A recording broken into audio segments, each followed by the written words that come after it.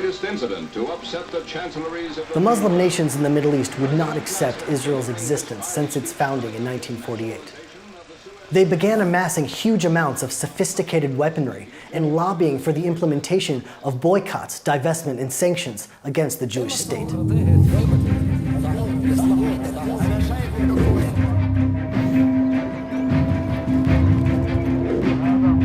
On the 15th of May, 1967, on Israel's Independence Day, a 3-week period began, which was one of the most tense and fearful periods in Israel's history. In direct contravention of international agreements, Egyptian leader Jamal Abdel Nasser removed the UN peacekeeping forces and began moving tens of thousands of soldiers and hundreds of tanks into what was the demilitarized Sinai Peninsula towards Israel's southern border. Egypt also blockaded the Straits of Tiran, an open international waterway which was essentially a declaration of war.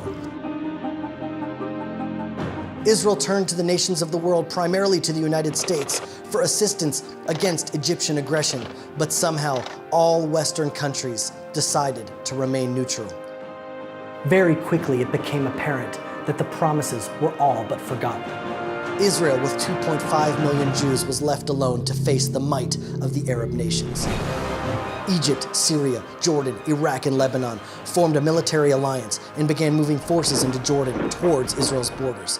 When the Arab countries realized that the world had abandoned Israel, many other Muslim countries were openly calling for the destruction of Israel.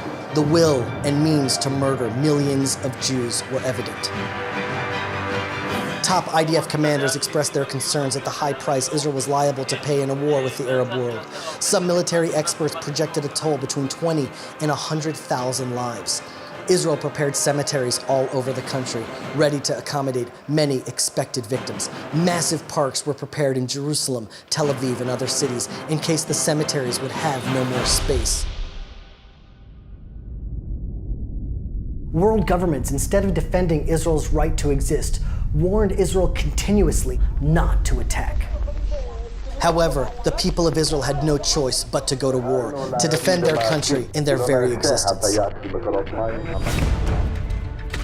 At 7:15 a.m. on June 5th, 1967, the IDF launched Operation Moked, Focus. Almost the entire Israeli Air Force was dispatched in a daring mission. Only 12 planes stayed behind. The risk of this operation was extraordinary, as the fighter pilots flew at an unprecedented low altitude of less than 20 meters above the ground. Egypt had the most advanced ground-air missile defense systems in the Middle East. Most of the Israeli jets were old and outdated French planes.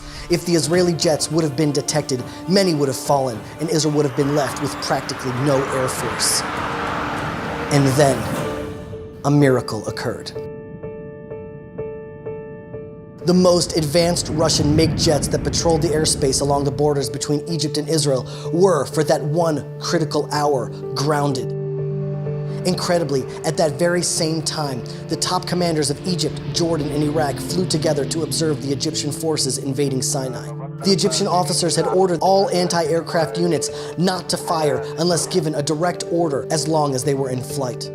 This created total confusion on the Egyptian ground as Israel struck exactly in that window of time. By 7:45 a.m., the high hand of Providence resulted in the Israeli Air Force reaching all the Egyptian airfields without even one plane being detected. More than 200 Egyptian planes, almost half of Egypt's fleets, were almost instantaneously destroyed, also bombing the runways and making impotent the mightiest air force in the Middle East. General Moti Hod, commander of the Air Force, said, "In my wildest dreams, I never would have conceived of such an incredible success." A second wave of Israeli jets were directed to Cairo to confront the remains of the Egyptian Air Force. And here, another miracle occurred, no less miraculous than the first. Even though Israel had lost the element of surprise and the anti-aircraft systems were operating with full capacity, Egypt was only able to hit one Israeli plane. The Israeli Air Force went on to destroy a total of more than 300 Egyptian planes, and every airfield in Egypt was neutralized. It was nothing less than a military miracle. seemingly impossible. And then another miracle occurred. It was as if God hardened the heart of the Egyptian president Nasser, who continuously gloated about his glorious military victory over Israel. In the Arab media, President Nasser spoke of the end of Israel's air force and of the Egyptian tanks on their way to Jerusalem. Jordan, Syria, and Iraq believed these bombastic statements and wanted to join him in the great victory against the Jews. All the Arab air power struck simultaneously on multiple fronts.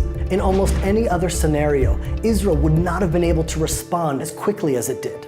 The timing was seemingly orchestrated to position Israeli jets exactly where they should be. Not in 6 days, but in 6 hours, the war was won. A biblical prophecy comes to pass as the forces of Israel sweep on in an astonishing triumph of strategy. After achieving air supremacy, her forces thrust like an avenging sword at the very heart of Arab self-confidence. And then, perhaps, the greatest miracle of all, a miracle Israel never expected: Jerusalem.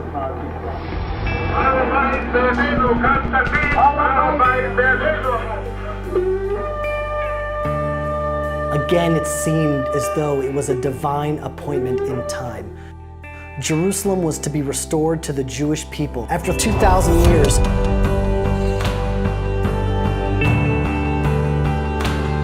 The enemies of Israel had twice as many soldiers as we did, 3 times as many planes, 4 times as many tanks.